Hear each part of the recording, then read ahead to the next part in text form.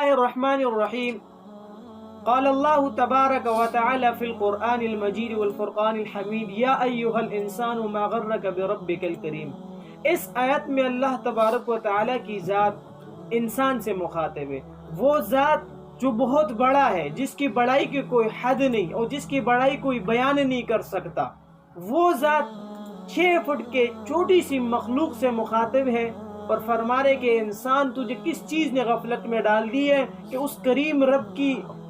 نعمتوں سے فائدہ اٹھاتے ہوئے ہم اس کریم رب کو بھول کر ہم اپنی دنیا کے چکروں میں گھوم رہے ہیں۔ تو اس آیت میں اللہ تبارک و تعالی انسان کو جھنجھوڑ کے کہتا ہے انسان تجھے کس چیز نے غفلت میں ڈال دی ہے۔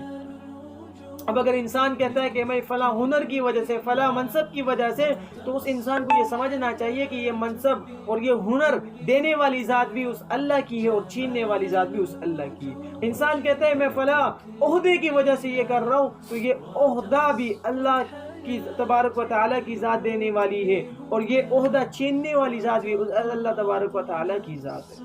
تو میرے محترم دوستو، یا کسی اور وجہ سے وہ کہتا ہے کہ میں فلاں وجہ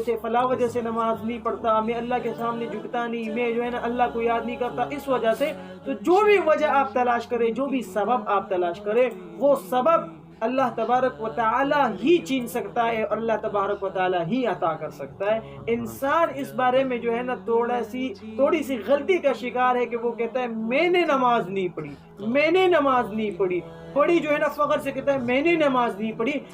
انسان کو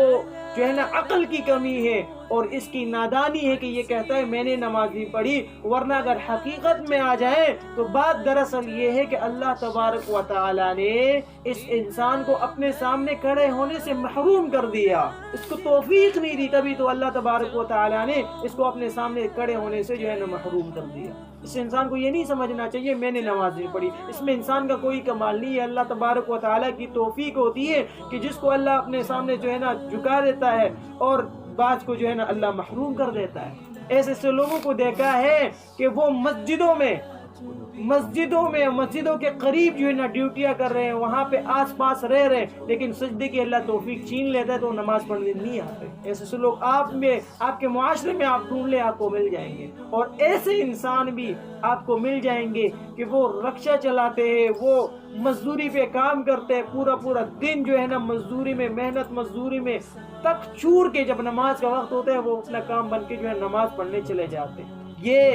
یہ المیہ ہے ہمارے لیے، اور ایک بہت بڑی عبرت کی بات ہے کہ وہ انسان تو پڑھتا ہے جو پورا دن محنت مزدوری کر کے تک چکا ہوا ہوتا ہے، اور اس انسان کے لیے یہ عبرت ہے کہ جو پورا دن سکون میں بیٹھا ہوا ہے، راحت میں بیٹھا ہے اور نماز نہیں پڑھتا۔ تو میرے محترم دوستو، بزرگوں، صرف نماز نہیں اور بھی بہت سے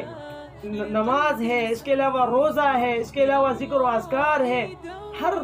عبادت کا اپنا اپنا ایک لیول ہے، اپنا اپنا مقام اور مرتبہ ہے، وہ الگ بات ہے، لیکن سب سے جو بنیادی چیز ہے کہ ہم اپنی نمازوں پر زور دیں اور اپنے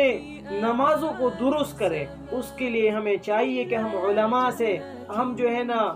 تبلیغی جماعت والوں سے اور اپنے محلے کے جو بزرگان دین ہیں ان سے تعلق رکھیں، ان سے ہمارا ایک تعلق ہو، صوفیہ کرام ہے ان سے ہمارا ایک تعلق ہو، تاکہ ہماری نمازوں میں جو کمیاں ہے یا ہماری نماز کے علاوہ ہماری اور جو دیگر عبادات ہے اس میں کمیاں ہے وہ دور ہو جائیں۔ دیکھو 2 دن کی زندگی ہے، پھر تو اندھیری رات ہے، 2 دن کی چاندنی ہے، پھر اندھیری رات ہے۔ کہیں ایسا نہ ہو کہ ہم کل کر کے جو ہے نا یہ سوچتے کہ کل توبہ کر لیں